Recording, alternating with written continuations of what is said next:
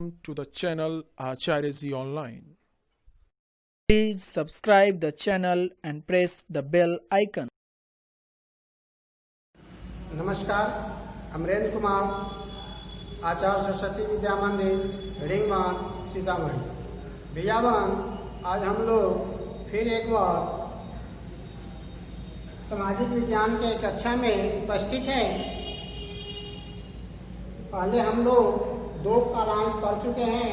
आज तीसरे कालांश में हम लोग पढ़ेंगे विभिन्न स्थानों पर अलग अलग पर्यावरण। ठीक है, हम लोग जानते हैं कि पर्यावरण सभी स्थानों पर एक समान नहीं होता है। सभी स्थानों पर जो पर्यावरण है वह अलग अलग होता है। एक स्थान का जो पर्यावरण है वह दूसरे स्थान के पर्यावरण से भिन्न होता है। ठीक है, तो भौतिक तथा जैविक परिस्थितियां सभी स्थानों पर, सभी जगहों पर एक समान नहीं होता है ना। तो पृथ्वी के सभी स्थानों या क्षेत्रों में पर्यावरण भी एक जैसा नहीं होता है।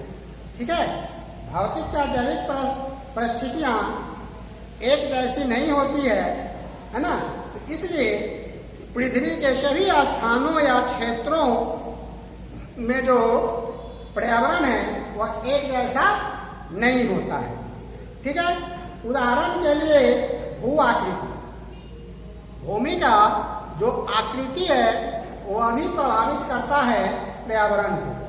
ठीक है, इसमें जो है पहला जो है इसके जो हम लोग विभिन्न स्थानों पर, तो उसमें जो है पहला जो है भू आकृति। ठीक है, भू आकृति है ना, यह भी प्रभावित करता है। तो इसमें कहीं भू आकृति जो है समतल है, कहीं ऊंचा है, कहीं नीचा है। ठीक है, तो हम लोग जानते हैं कि जैसे जैसे ऊंचाई पर जाते हैं तो तापमान घटता जाता है, और जैसे जैसे नीचे आते हैं तो तापमान बढ़ता जाता है। तो है कि नहीं? तो इस प्रकार पर्यावरण जो है बदल जाता है। दूसरा है जलवायु, है ना। दूसरा है जलवायु। ठीक है, तो जलवायु के कारण भी क्या होता है कि पर्यावरण अलग अलग होता है विभिन्न स्थानों पर। सभी स्थानों पर एक जैसी जलवायु नहीं होती है। कहीं जलवायु शीतोष्ण है, कहीं समशीतोष्ण है, कहीं उष्ण है। ठीक है, तो हर जगह की जो जलवायु अलग अलग होती है, उस स्थान का भी पर्यावरण भी अलग अलग होगा, है ना। वहाँ का जो जलवायु है, तो जलवायु के हिसाब से भी पर्यावरण बदलता रहता है। तीसरा है वनस्पति। ठीक है, तीसरा जो है वह है वनस्पति। तो अलग अलग स्थान पर भी अलग अलग प्रकार की वनस्पतियां पाई जाती है। ठीक है, तो ग्रीष्म शीतोष्ण जहाँ की जलवायु है वहाँ की वनस्पति अलग रंग का है ना। जो टुंड्रा प्रदेश है यानी कि शीत, वहाँ का अलग प्रकार का है ना। वो विषुवतीय वहाँ का अलग है। तो इस प्रकार वनस्पति भी, है ना, पर्यावरण को, अलग अलग पर्यावरण को दर्शाता है। ठीक है, तो अलग अलग स्थानों पर ये वनस्पतियां भी अलग अलग होती है। उसके बाद है वन्य जीव, है ना। तीसरा, चौथा हो गया वन्य जीव। तो अलग अलग स्थान पर वन्य वन्य जीव भी अलग अलग पाए जाते हैं, एक समान वन्य जीव नहीं पाए जाते। हिमालय के क्षेत्र में जो जीव पाए जाते हैं वे मैदानी भाग में नहीं पाए जाएंगे, और जो मैदानी भाग में जो जीव पाए जाएंगे वे तटीय क्षेत्र में नहीं पाए जाएंगे। मरुस्थलीय क्षेत्र में भी अलग प्रकार के जीव पाए जाते हैं। तो इस प्रकार है ना, जीव जो है वन्य जीव भी है, ये क्या होता है कि प्रभावित करता है। तो जिन प्राकृतिक संसाधनों से किसी मरु प्रदेश या प्राकृतिक पर्यावरण बनता है, वे विश्वतीय प्रदेश के प्राकृतिक पर्यावरण से भिन्न होते हैं। ठीक है, तो मरु प्रदेश में क्या है, तो वर्षा नहीं होता है, होता भी है तो बहुत कम होता है, और विश्वतीय प्रदेश में क्या है, प्रत्येक दिन वर्षा होता है ना। तो इसलिए वहां का प्राकृतिक पर्यावरण जो है दोनों जगह का अलग अलग होगा, है कि नहीं। और टुंड्रा प्रदेश की प्राकृतिक जहां अधिक ठंड है उसका अलग होगा। ठीक है, तो इस प्रकार मैंने भिन्न स्थानों पर अलग अलग पर्यावरण, तो हम लोगों ने देखा कि स्थान जो हो गया है ना, टुंड्रा प्रदेश हो गया, मरु प्रदेश हो गया और विश्वतीय प्रदेश हो गया। तो ये अलग अलग स्थान पर अलग अलग प्रकार के है ना भू आकृति होगी, जलवायु होगी, वनस्पति होगी और वन्य जीव होंगे। ठीक है, अब आगे हम लोग बढ़ते हैं। दूसरा पॉइंट है पर्यावरण समय के साथ बदलता रहता है। पर्यावरण समय के साथ बदलता रहता है। तो पर्यावरण जो समय के साथ बदलता है वो दो प्रकार से बदलता है। ठीक है, ये पर्यावरण जो है ये दो प्रकार से बदलता है। पहला जो बदलता है पर्यावरण वह मंद परिवर्तन होता है ना,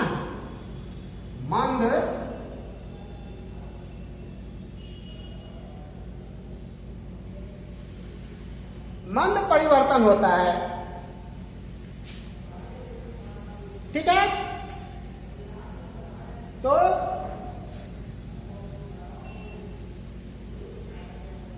मंद परिवर्तन होता है। और दूसरा जो होता है कि नहीं, वो होता है तीव्र परिवर्तन। तीव्र परिवर्तन तो पर्यावरण समय समय के साथ बदलता है, तो दो प्रकार से बदलता है। एक बदलता है मंद यानी कि धीमी गति से, और दूसरा बदलता है कि नहीं, दूसरा बदलता है तीव्र परिवर्तन यानी कि तेजी से। ठीक है, तो जैसे कि अपक्षयन जो है क्या होता है, वह पवन के द्वारा होता है कि वह मंद गति से होता है। अपतरण भी मंद गति से होता है ना, और जमाव भी मंद गतियों से होता है। पवन के तेज झोंके से जब ये किसी स्थान का जब मिट्टी वहां से एक जगह से दूसरे जगह चला जाता है तो अपक्षयन कहलाता है। ठीक है, तो ये एकाएक पूरा पहाड़, मिट्टी का पहाड़ हो या पहाड़ पर जो धूल कंजमे हैं, मिट्टी है, वो एकाएक नहीं होता है, वो धीरे धीरे होता है, मंद गति से होता है। अपतरण यानी कि जल के द्वारा जो प्रवाहित होता है वह भी धीरे धीरे होता है, यानी कि जल अवसादों को बहा ले जाती है। तो यह एक धीरे धीरे प्रक्रिया होता है। और वह जहां जाकर हम लोग देखते हैं बाढ़ के समय में, तो वह जहां खेत में जो गाद आता है जिसको पंख बोलते हैं, तो वह क्या होता है कि वह एकाएक नहीं आता, वह भी धीरे धीरे आता है, जिसको जमाव कहते हैं। ठीक है, तो मंद गति से होने वाले जो प्रक्रिया है वह कहलाता है अपक्षयन। पहला अपक्षयन, दूसरा जो है कि नहीं अपक्षयन, और दूसरा जो है अपदरण और तीसरा जो है वह जमाव। ठीक है, ये 3 हो गया। यह मंद परिवर्तन के उदाहरण है। और तीव्र परिवर्तन जो होता है वह होता है ज्वालामुखी का फटना। ठीक है, अगर ज्वालामुखी फटता है तो बहुत तीव्र गति से पर्यावरण में बदलाव आता है ना, बदलता है। यानी कि जो जमीन है वह लावा से, राख से बहुत जल्द ऊंचा हो जाता है। ठीक है, और भूकंप में भी बहुत तेजी से पर्यावरण में बदलाव आता है, पर्यावरण का बदलना होता है। यानी कि जमीन ऊंचा हो जाएगा या नीचा हो जाएगा। जो ऊंचा है वह नीचा हो जाएगा, जो नीचा भूभाग है वह ऊंचा हो जाएगा। या भूस्खलन है ना, लैंडस्लाइड।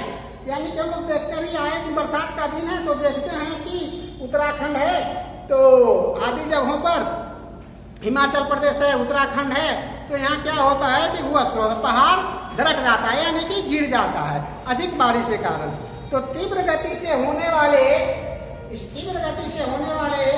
जो मुख्य जो परिवर्तन है वह पहला है ज्वालामुखी।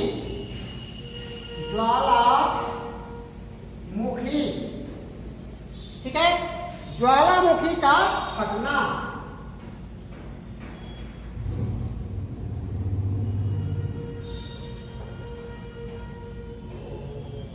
ठीक है, और दूसरा जो है वह है भूकंप।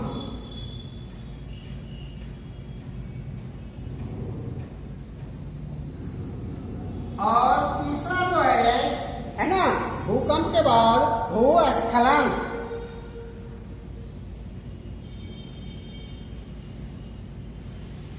ठीक है, तो ये हो गया तीव्र परिवर्तन के उदाहरण जो है ये हो गए।